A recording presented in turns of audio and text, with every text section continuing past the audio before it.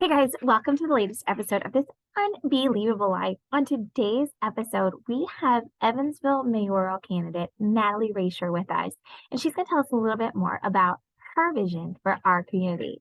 Natalie was born and raised in Evansville, and she is a graduate of Central High School and holds degrees from Indiana University, Purdue University, and the University of Southern Indiana. She is an active volunteer in our community, and I can tell you that's how Natalie and I met is when she assisted us with Smile and Down syndrome back in the day, and she is the current president of the Junior League of Evansville. She has also served on multiple other nonprofit city and county boards. Natalie is married with two school-age children, and her family belongs to St. Benedict's Cathedral Church, located in the heart of Evansville. So, again, what she wants to tell us about today is a little bit of her vision for our community. So, Natalie, take it away. Yes. Well, thank you, Nikki. I appreciate the intro and hello, everyone. I'm really excited to be here and have the opportunity to speak to my vision for Evansville and what I have, I guess, lovingly started to call my playbook. So, as Nikki mentioned, we're members, my family at St. Ben's, and our kids go to school there. And I'm actually the basketball coach for my daughter's first grade team, which I'm sure you all could imagine it's really just more like herding cats, but you have to have a playbook whenever you going forward. So that's what I really started to do whenever I was putting together my vision for Evansville and where I see us going in the future. So one thing that really started to resonate with me whenever I started this campaign was the idea that we need to make sure that we're taking a neighborhoods first approach. And so whenever I say that, I want you to think back, 20, 30, 40, maybe even 50 years ago, whenever you were a kid and you're outside. Maybe you're doing something you shouldn't have been doing and you're in the neighbor's yard, or you're messing with someone's pet or whatever it may be, climbing the tree you weren't supposed to. A neighbor comes out and they see you, and what happens? They call your mom, they call your dad, and they say, Susie Q down the street is climbing that tree again, and I know she's not supposed to be doing that. That right there is a perfect example of what our community has been in the past and what I want to see happen again. I want our kids to be able to go outside and to play, and for the neighbor down the street to be able to pick up the phone and say, hey, there's something going on here. Or maybe there's a car that's driving by and it's canvassing a neighborhood, and we know that it's not a car that's in that specific neighborhood. And we start to pick up on Crime Watch and maybe some crime prevention, all through this idea that our neighborhoods are first. So we're building really this great sense of community. And again, by looking at public safety, what we can do there with just the sense of, community members being connected, having the idea that you can pick up the phone, you can call someone, the police officer down the street, you can start to pick up on these things. And we really just make Evansville, again, that place where E is for everyone. And we have that sense of belonging. That sense of belonging is really important, especially whenever we start to tie this into talent retention. So, talent retention is something that is really in my wheelhouse on the professional side. It's something that I've done over the last 5 or 6 years now as a career. Looking at an organization, looking into all of the different facets of the human capital and the employees that we have, and asking the questions of, why do we see people leaving specific jobs or specific industries? Are they leaving the job? Or are they leaving the industry or maybe the company because of the culture? So how do we retain them? That's a question that employers are seeing across the nation. And so it's not that Evansville is exempt from that either.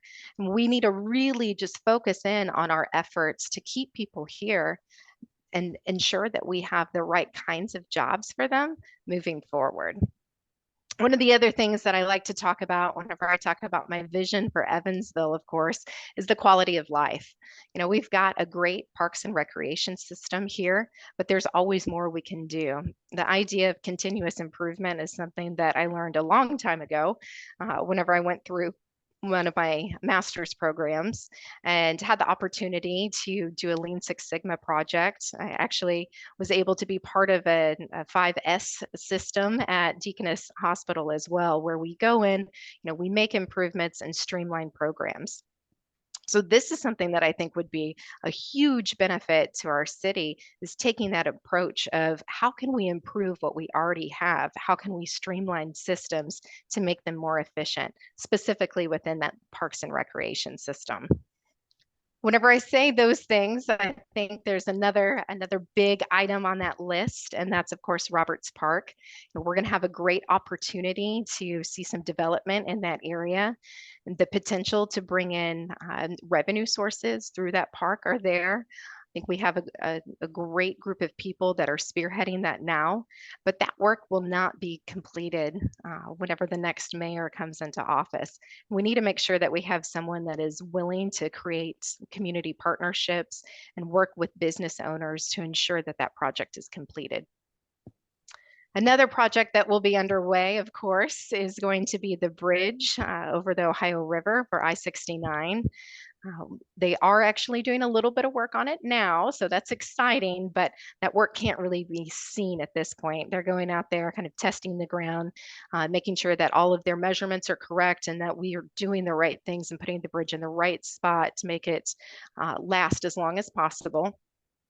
That we actually are not supposed to really see a true groundbreaking though until 2024. And that's at the earliest at this point, which I know can be kind of frustrating because we've heard about I-69 since I think before I was even born, and that's okay.